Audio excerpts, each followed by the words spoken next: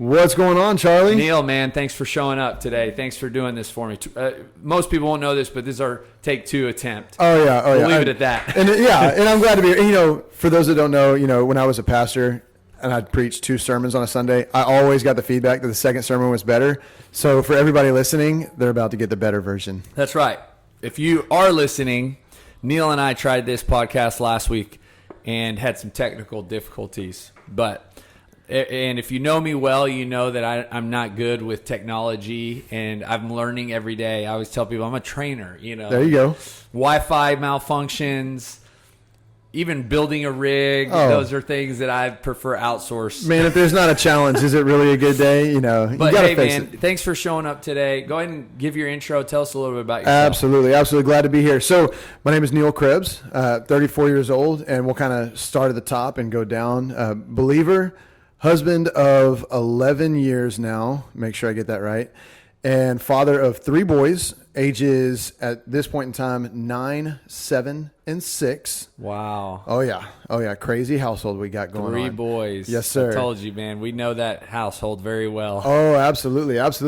So a little bit more, entrepreneur. So I've done some businesses, currently own and operate a marketing company. And then on top of that, on the side, I coach at Brenham CrossFit. The gym that I train at and just enjoy. It's kind of my home gym over in Brenham. And then on top of that, autoimmune fighter, obstacle course racer, just all around fun-loving guy, man. Fitness love a good challenge. Enthusiast. Yeah, there you go. That's a good word for it. That's awesome, man. Well, I definitely am excited for people to hear your story. I feel like you are such an inspiration. You're such a giving person. You're just a helper. You're wearing the Serve shirt from BCS. I felt it was appropriate, man. And yeah, you exude what I'm going to call is the qualities that we need to be around all the time to just lift ourselves up. And cool. So I appreciate that. I appreciate you a lot more than you maybe even know. But so Neil, let's start with kind of a little bit about, your fitness journey. And I know you're big into these races and the Spartan races and everything like that. But where did this start? Yeah. So, my fitness journey hasn't always been about actually being fit, right?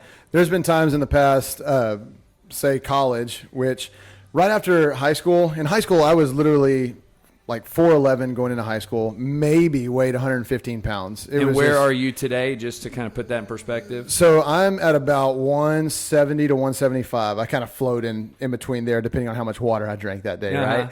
And so in high school, I was a small guy, and didn't really like being a small guy. So as soon as I graduated and went off to college, I had this notion of I'm going to be the big guy now. I want to get big. I want to have big muscles. I want to look good and all this stuff. What led that? What led you to feeling that way? Did somebody inspire you? Did you read a magazine? Did you watch a movie? Oh, no. It was literally just me being sick of being small. Got it. I wasn't strong. If I had to admit it, I was afraid of if I ever got into a fight, I'm just going to get laid out, right? Yeah. Didn't even play football in high school because I was terrified of hitting the gridiron and just getting annihilated, right? By some guy that had 100 pounds on me, just leave me a smear on the AstroTurf, right? Yeah. And so when I hit college, I was like, you know what? I'm going to get big. I'm going to get strong. I've got access to this gym now on campus. And so I started working out. Said, okay, well, now what do I do? Well, we've got these supplements. We can get into supplements, right? And so I said, okay, well, let's go down to the local supplement store. And I literally just had no plan. Just started grabbing stuff off the shelves. And to this day, I'm still looking back I don't know how I didn't have a heart attack or something, taking pre-workouts and creatines and stuff never even looked at the nutrition labels.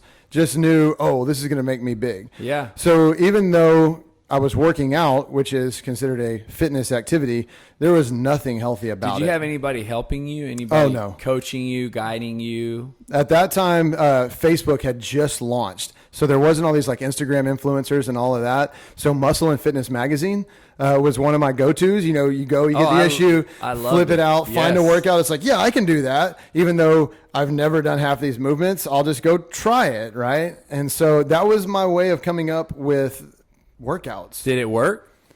I mean, I got big. I got up to mid 180s, almost up to 190 at one point. Again, being on all these different supplements, I don't know how much of that was actual muscle mass. You put on 50 pounds? A lot. Yeah. So a lot of weight within a few months. And so, wow. But again, you know, I look back and I don't know how healthy that weight was because I was on all these mass gainers. I was eating terribly. I would not say that my diet was anything close to healthy. You know, I'd go to Arby's and put down like 3 of their Arby's melts, a thing of cheese sticks and a sweet tea, you know, and then 2 hours later I'm snacking again, just eating and not healthy stuff. But I was putting on the weight and I was bigger because my clothes were fitting tighter, which to me was like, all right, cool. What did that do for your confidence? Like what internally and self-esteem? Confidence level was boosted quite a bit. But again, it was all more of a prideful confidence. It wasn't a confidence of like, you know, hey, I can accomplish something. It was more of a, I look better than these other guys and I'm bigger and I can beat someone up if I need to. It was completely unhealthy in the beginning. Yeah. And so I went through college kind of with that same mindset of like, I want to be big, I want to be strong, and I want to look better than the next guy. It wasn't until after college when I started working for HEB, actually here in the area, here in Bryan College Station. You know, I met up with a few guys that were kind of into the whole bodybuilding, weightlifting, strength training, and I shifted more from I want to look good and be big to I want to be strong. I didn't necessarily care, okay, how big I got. I just wanted to be strong.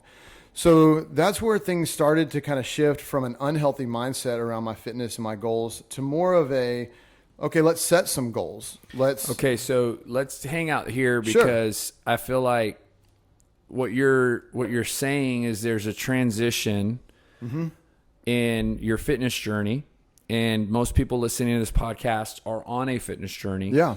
Where you had a path that was what you're calling today unhealthy. Yeah. And now you're saying there was a shift in your thinking that led to a healthier way of thinking. So give me a little bit more depth and concrete examples of like what thoughts were going through your head in we'll call it like, if you're looking at like phases, right? So like phase 1 fitness journey, thought process, you know, phase 2 fitness journey, thought process. Absolutely. So as I started kind of hanging out with these guys at one of the local gyms here and lifting with them, that's whenever I realized, you know, these guys are kind of more serious about, hey, we want to be strong. You know, we're working out to be healthy. And looking back, I realized, you know, a lot of what I was doing was just trying to look good. And anytime I kind of had that moment of, well, this part doesn't look good. If I'm looking at myself in the mirror, my mindset would go back to going to, okay, well, I need to go hit the gym harder, or I need to eat more, or do this or do that. And it was all about how I looked, which took me down some pretty bad paths mentally. Because again, you know, you train something, it's like, oh, my arms look good now. Well, my chest doesn't look right. You know, and a lot of people use the phrase body dysmorphia, you know, where you start seeing yourself trying to achieve this perfection, which is nearly impossible for the average person to achieve. But it becomes all looks based and kind of pride based. How much of that was birthed in this current time of your life, or did you have any of that when you were younger? Didn't have it as so much when I was younger. So it's when you started putting like time and effort into exercise and fitness that you started feeling like some of this body dysmorphia was like, you know, like you said, I'm training my arms, they look good, but I'm like, oh, now I just look at my chest and it kind of deflates my whole self-confidence. Right, because all that confidence was on how I looked, right?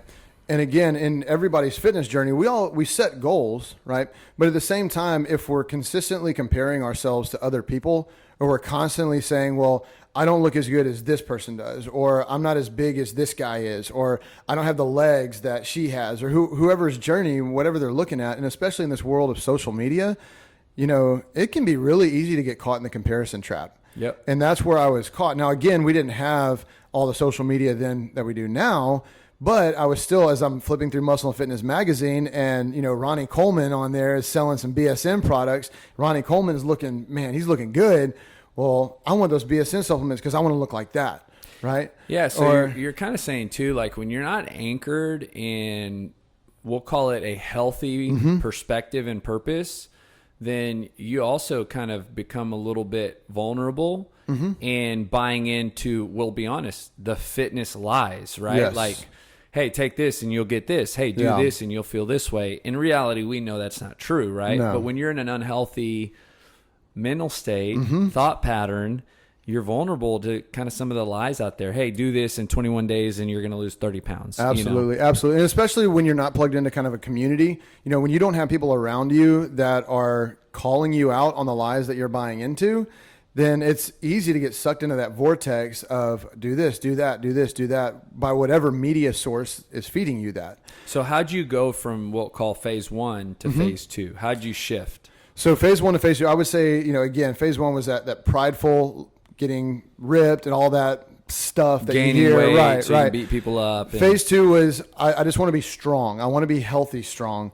And kind of to give you the backstory of why I began trying to build more strength, there were times where I'd witness, I don't know if you want to call it injustice or if you want to call it people just kind of being bullies, but I kind of got to a point where I would see some of this happening, especially, working in retail. You'd see people kind of be mean to each other at the grocery store, or even in my family. I saw, not my family, but around my family and friends and stuff, I would see instances of somebody kind of being harsh towards someone else.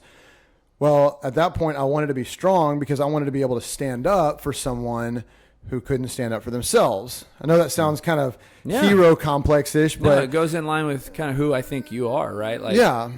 And And again, from a childhood, I always kind of had this knack for wanting to be a superhero, right? Like in first grade, when everybody's doing their career thing, I drew me with a cape on because that was what I wanted to be in first grade, was a superhero. And so as my mindset shifted and I started realizing if I can build strength and I can be strong, then I can be strong for those who aren't strong themselves. that was phase 2. That was phase 2. And I want to highlight something. I think phase 1, it's all about me. Yeah. It's all about you. It's all about me, right? Yeah. And anytime you make your whole world about you, you really are not happy. I mean, as much as that's what the media and that's what the world is selling you. Yeah. Is that, hey, it's about you. It's about you. But in reality, in your fitness journey, if you make it all about you, but what you did in phase 2 is you made it about others. Right. Right. And I'm kind of summarizing your superhero mentality because in absolutely. reality, it's really, man, I want to get strong so that I can help other people if they need it. Absolutely. And man, that to me is like something that I think, is a great message. And that's why I'm kind of hanging out here for a second. Absolutely. Whether it be in your fitness or whether it be in your faith or whether it be in your business or whether it be in parenting, it's like, man, the second we go from it's all about me to it's all about others, it's like that becomes healthier. Absolutely. Right? Absolutely. And I'll give you kind of a more in-depth story on that. So there was one particular guy that I knew, there was a lady in his life that he didn't treat very well. And we were going to be around them towards the holiday season. And the guy was bigger than me, a lot bigger than me. Knew he had to weigh closer to 300 pounds. So what was funny was as we're starting to do back squats in that, my mindset went to, if I end up getting into a scuffle with this guy over how he's treating her and he kind of bears down on me, I want to be able to stand up underneath his weight. Kind of a weird thing to be thinking going to the squat rack, but I thought I have to be able to at least back squat his weight if I want to be able to stand up underneath him.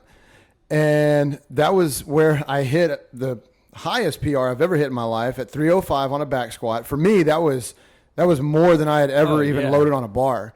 And again, the mental driving factor was not so much look at me, look at this PR, but I want to be able to lift this weight because I may have to lift it for someone else at some point, and just kind of shifting that.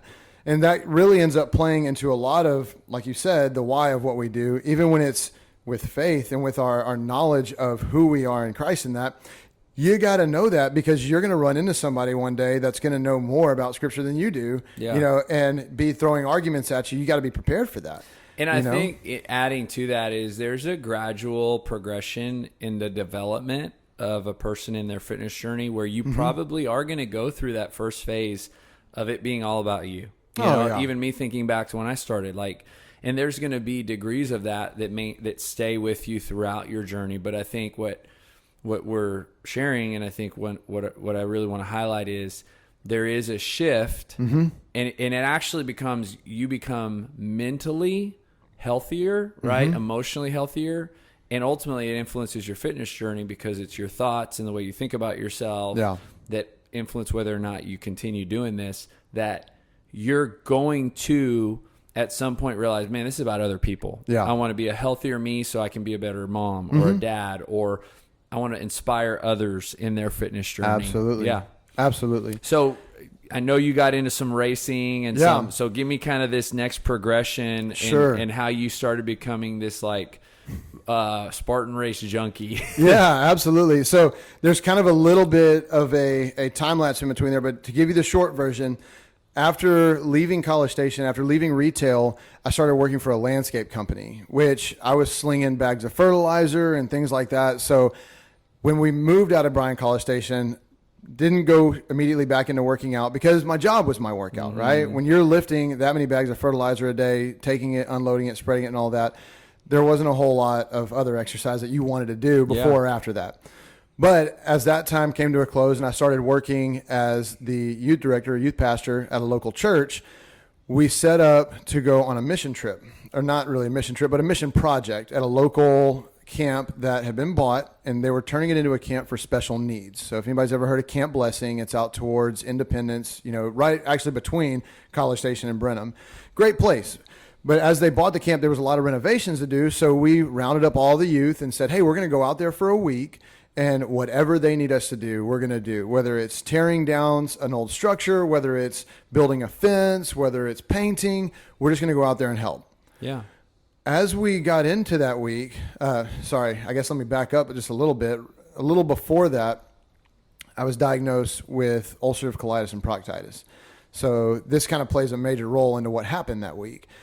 During my time of being diagnosed, I was struggling with gut issues, just symptoms that literally in the middle of the day would just kind of almost incapacitate me to where I couldn't leave my office or I couldn't be so far from a restroom. Would have gut pain, cramps, and all of that. And it would come and go, but it was always there. Well, as we're out working on this camp, I began to notice that the more I'm moving, the more I'm doing, the less symptoms I'm feeling. And so towards the end of the camp, I kind of have this thought of, okay, well, I'm sick and tired of dealing with this disease, this gut issue, this autoimmune disease. What do I need to do? If moving is the cure, or at least helps with symptoms, then I need to be moving, and my job was sitting at a desk, and I hadn't gotten back into the gym or anything at that point. And so I went home after that trip. I sat down with my wife and I told her, I said, hey, look, while we were there and I was doing physical activity, I noticed that my symptoms weren't as bad. And so we both immediately decided, okay, well, you need to get back into the gym. You need to start working out again.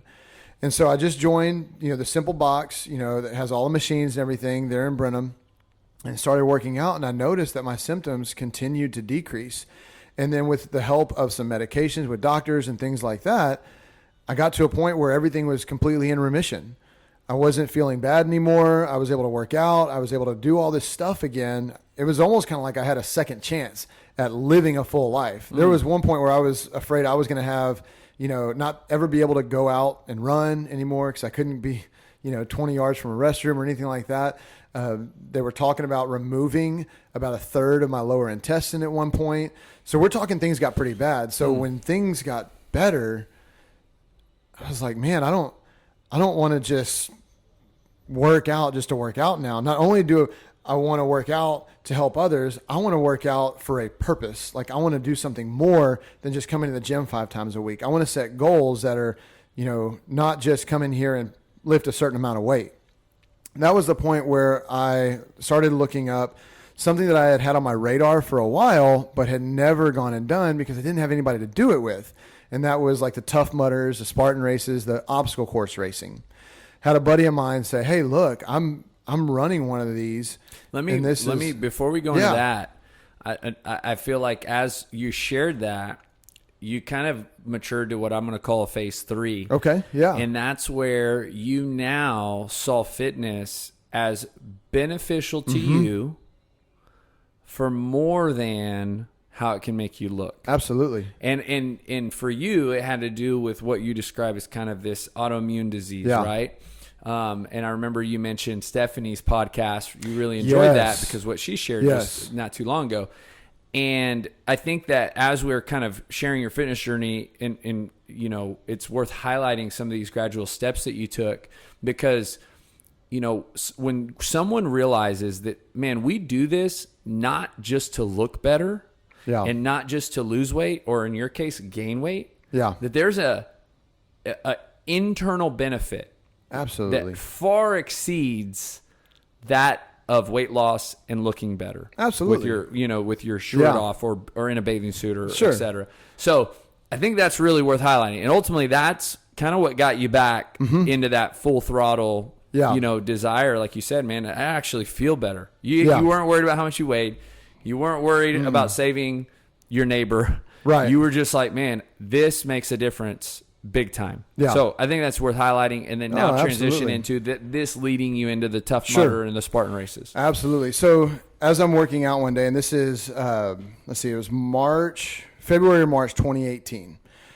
I had a buddy of mine say, hey, look, I'm going to do one of these Spartan races. It's actually just over in Chapel Hill, which is about 20 minutes away from us. If you want to sign up for it, I know it's at the end of the sign up. So, the price is stair step. So he's like, it's a little pricey at this point, but if you can swing it, I'd love for you to come run with me. I was like, absolutely. Sounds good, man.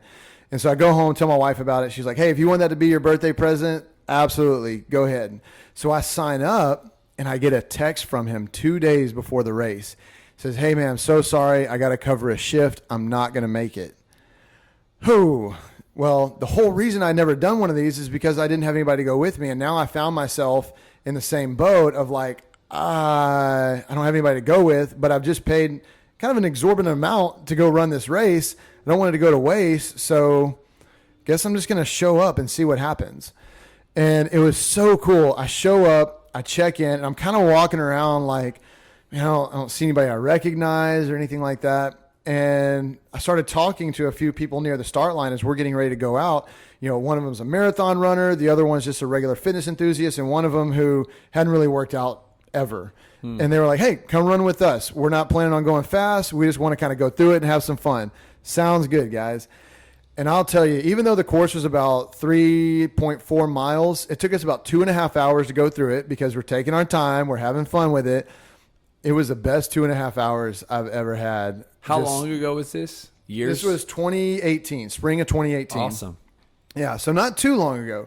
But the course was so muddy, and I look back at the pictures and literally we're just caked, right? There was a barbed wire crawl where we come out and you've got like half an inch of mud all over you. There was a pond right next to it. So we're going and we're jumping in the pond and washing off and keep going. And it was just such a blast. We get done and, one of the people we were running with, they had a family member on the sidelines taking pictures. He starts showing me pictures and I'm like, man, like not only did that feel cool, that looks cool. Like, wow, I can't wait to do this again. Well, so that was a Spartan sprint is what they call it. I went home that day and I told myself, I was like, I want to do this again. It's a 2.5 hour sprint. Yeah. Yeah. So, I'm not going to call anybody out, but I will say I wasn't the slowest guy. But I'm just saying that in general, it's a long race, right? It's not short, but it's called a sprint. Yes. So it's called a sprint. It's their shortest distance, minus their kids' races, obviously. Yep. So they have a sprint, and I found this out when I got home. They have a sprint, a super, which is typically around 6 miles, and a beast, which is typically around 12 to 13 miles. Those are the three kind of main races that make up what they call their trifecta. So, of course, as soon as I got home and I'm at a point in my life where I'm like, I want to do fitness because I want to challenge myself. I don't want to just do it just to be healthy and all that now. I want to kind of do something more. I want to push myself. Well, I ran the sprint and I did it just fine, even though we kind of did it slow. Now there's a super coming up in about 3 months, and it was in Austin. So I said, I'm signing up for the super because I want to do this again and double the distance. I'm down. And so at that point, I realized not only do I just want to do it, I want to see how fast I can do it.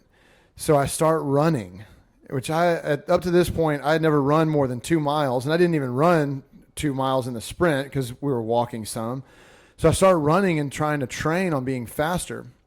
I ended up going to the super and realized, oh my goodness, like by the time I had trained and everything, I think I was top 5% and the people that were running the open wave. But one of the things that had happened in our sprint race, there was a rope climb. The rope got the better of me. I could not get up that rope to save my life. It was slippery with mud. I had no idea how to climb a rope. My hands were slipping off. And so as I'm training for the super and trying to get faster, I also realize I need to get better at obstacles. I need to be able to do obstacles better. I need to be able to overcome those challenges. And the rope climb was my main one to overcome.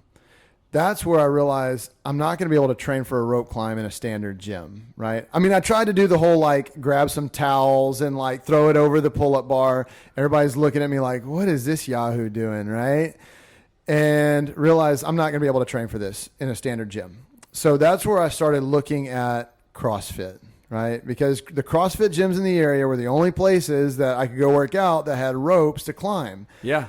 And so when I started looking at the gyms, and this may sound weird, but as I'm looking at the photos of gyms, I'm checking how high their ceilings are, because I know that whoever has the highest ceiling probably has the tallest rope climb. Wow. And so that's where I ended up checking out Brenham CrossFit and kind of meeting the people there. Not only did they have the tallest rope climb, but as I was meeting some of the people that run the gym, so Andy Adams and some of those guys, man, they were just good guys, good character. And I was like, this is something I could be a part of. So here I am listening to your story, and of course had no clue it would kind of do this, but I hear another phase, right? You progress to the next phase. And what I'm going to say is the phase of competitive sport, in your fitness journey. And I would say this, like we just described phase 1, phase 2, phase 3, phase 4. Yeah. I think different people enter each of these phases in different orders. I do believe that sometimes if you get these backwards, it can actually be more challenging, right, to do it long term. But your journey is what it is. Yeah. And I feel like you entered this phase 4 where now it's like, okay, you went through it's all about me, looking good, gaining weight for me, for my looks, for this and that. Then you went through this like, man, I actually want to get healthier for other people, right? Whether it's to save them physically through, stress or circumstance.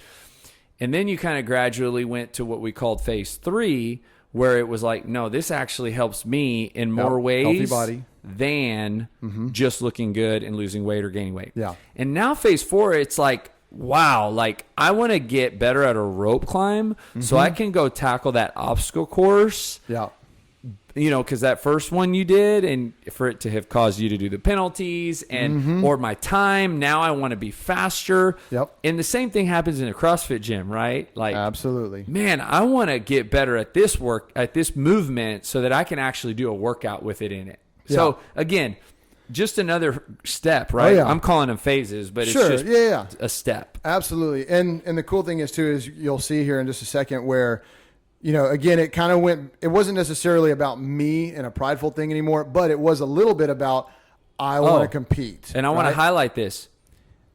When I said some people get this backwards, and I know this from back in the days of CrossFit where everyone was a competitor. Like now, and I think it still happens with local competitions, but back in, 2010, 2011, 2012, when it really was a thought for a lot of people to compete at the CrossFit Games with the Open and the regionals. Yeah. People would enter this sport, and within 2 months, they want to compete at the games. And they made all their training about that. Yeah. And so they went straight to what we'll call you went to at phase 4. Yeah. When essentially what they did is they made phase 4 phase 1, right? Yeah. I want to get better at this. Yeah. So that I can be this place on the leaderboard, and so that I can, you know what I mean? So absolutely. I think having you already gone through that and gotten to phase 4 in the timeline you did, it was no longer the unhealthy self-absorbed reason to get better at a rope climb. Absolutely. And so as I began building that, wanting to get faster, I wanted it. I wanted that leaderboard, right? Like I wanted to get first, second, third place, whether it was in the elite division or an age group or and whatever let me it looked like. explain one thing. When you're in the unhealthy mental state, if you don't get that, you're distraught. Oh yeah. It's the same way. It's like if you are in that unhealthy mental state about weight loss and it doesn't happen, you're distraught. Like you almost give up entirely. Like Absolutely. it's like it's the same thing that your mental state is more unhealthy when you're in that unhealthy state. Absolutely. And so through that year, I signed up for the Super and I signed up for the Beast, just the open waves. Wasn't going to compete in those yet because I had the mindset of like, I'm going to train this year and next year I'm going to compete, but I want to see how fast I can do them. So I made sure to sign up for the earliest wave I could. That way obstacles weren't crowded as I'm going through the course, and I'm going to go as hard as I can just to kind of see where I stand time-wise, right? And so I end up completing the Super, completing the Beast, both of them in like top 5% for the open wave. Felt really good about myself. There was one last race semi-locally. It was in Houston, Tough Mudder, and they had a competitive wave. Had some buddies of mine that were signing up for the competitive wave just because they wanted to be first on the course, had nothing to do with them wanting to compete. So I signed up with them, and literally kind of last minute, I tell them, I say, hey, I know I was going to run with you guys, but I really want to see kind of where I stand, because there were some guys there. I had done my research. You know, there was one guy that I saw that was on the leaderboard of every single race. His name was Victor Quesada. Well, I'm standing in line to check in, and I see him after, you know, kind of Instagram stalking him a little bit. I said, hey, you're Victor Quesada, right? He's like, yeah.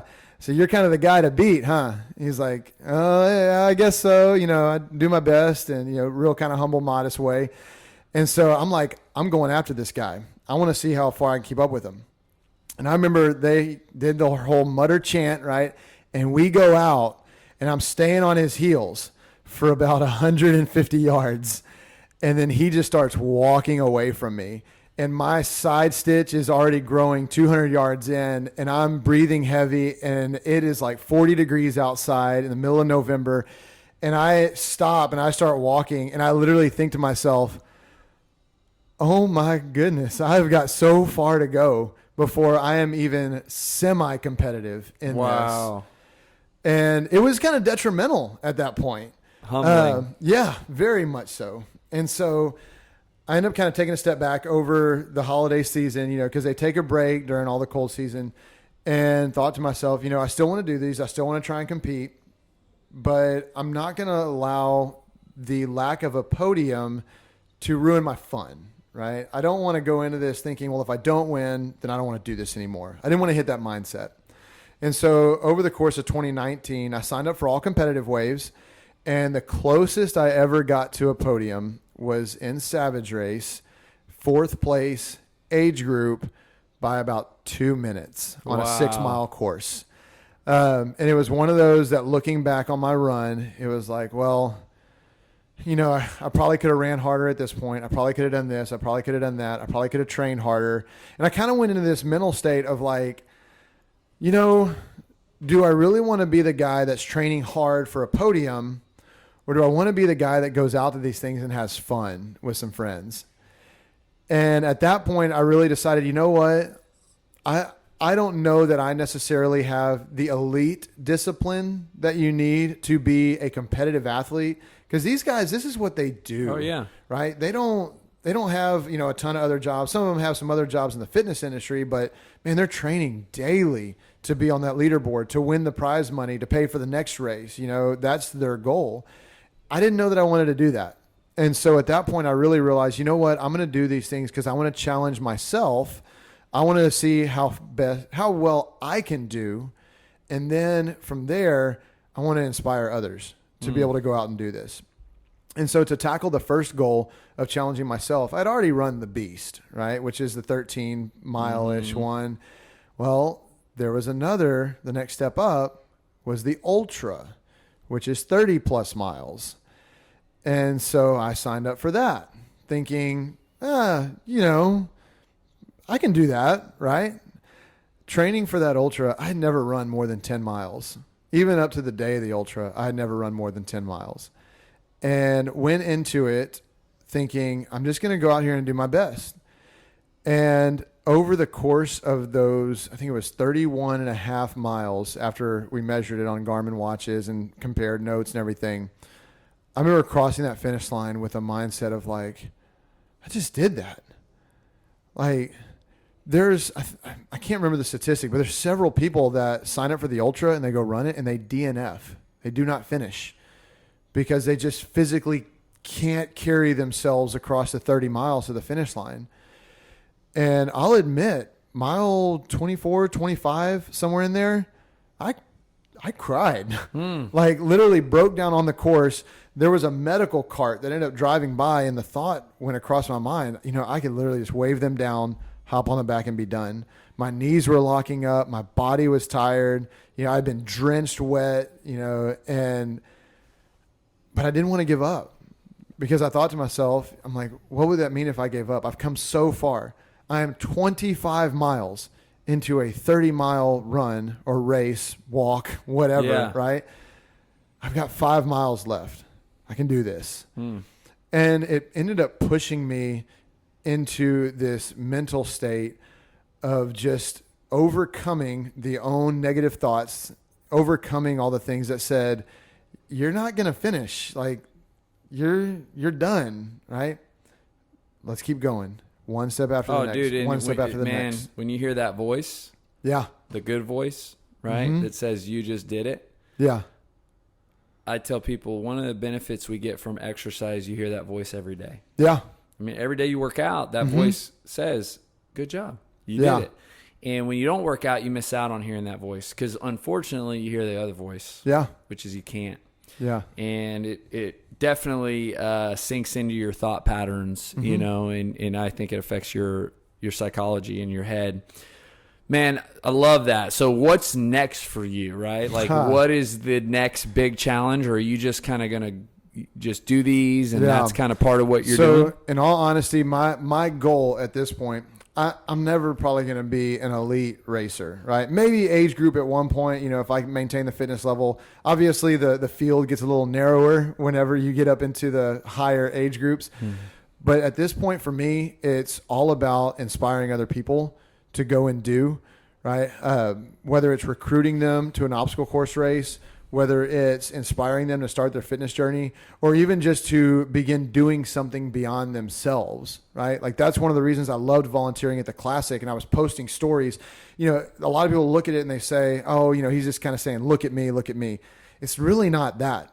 It's more about, look how much fun it is to serve, right? Look how much fun it is to come out and do something beyond yourself. Look how much fun it is to get moving and be a part of a community. I had several people after the first Classic, when I helped out in 2020, say, dude, you should definitely compete. And I actually thought about it. But at the same time, I was like, man, I had too much fun volunteering, right? It's awesome. And then again, in 2021 here, everybody came away like, dude, you could totally do the Classic. I know I could, but I wouldn't have near as much fun as I did volunteering. And so that's where my fitness is at this point. I'm not working out to try and compete. I'm working out so that if I need to help a family member move furniture, I'm strong enough to do it. I'm working out because if I need to have a better mood to lift somebody out of a bad day, I'm already there. I'm doing it to have the stamina to where if I need to go help some people with an event for 2 days straight, I got the stamina to do it. It plays nicely into the last question, and this is kind of how I close every podcast. And I think hearing kind of, we'll call it the phase 1 through 4, or kind of we'll just call it your life, your journey in fitness. The title of the podcast is Building Better People. And so that is kind of the driving force behind Boom Fit, right? We believe that people that are walking in these doors, and Brenham CrossFit, same thing, is that people are becoming better versions of themselves. Absolutely. So if you look at your story and you look at your life and you look at kind of the first day you even opened that Muscle and Fitness magazine and started pumping iron and taking supplements to where you are today, how's that been true for you? Oh, wow. That's such a deep question. And I knew it was coming too. In all honesty, it's taking me from looking at fitness and all of those things and being less prideful, which is where I started. And it's forced me throughout my journey to begin looking outside myself. Where are the opportunities that I can use these gifts of strength, of stamina, and those things to begin helping others? I mean, God's obviously given me this ability for a reason. I don't want to miss out on that. And so through my fitness journey, I'm now more aware mentally, lifted spiritually, and my emotional well-being is better. You know, when those cortisol levels decrease and you begin to see the world through brighter eyes, and you begin to look for the opportunities around you to use that fitness, even if it's not just in a competition, man, opportunities all around us. And the beauty is that when you can help somebody through your fitness journey, not only have you helped them, but you very likely have inspired them to begin a journey themselves. Love it, man. Thank you, Neil. Absolutely. Glad to be here, brother.